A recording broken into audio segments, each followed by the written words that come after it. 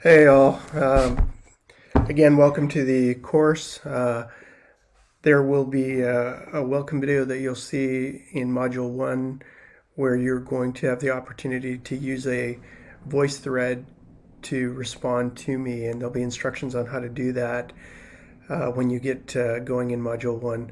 But I wanted to make this video just to help you out real quick. Um, in order to find the syllabus, you're going to need to go over to course materials and then click on table of contents and then getting started. And then over here you'll see Lead 306 syllabus.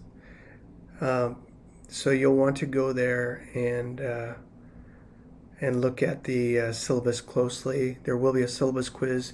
You'll see that here at the bottom of the page. Other things to note here are the rubrics for all your assignments. So this is going to show you how you'll be graded. Here's some information about me as your instructor.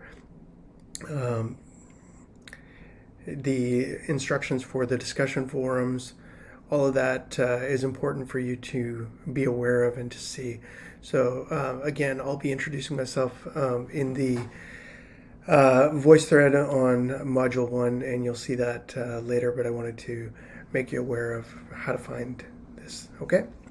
Bye.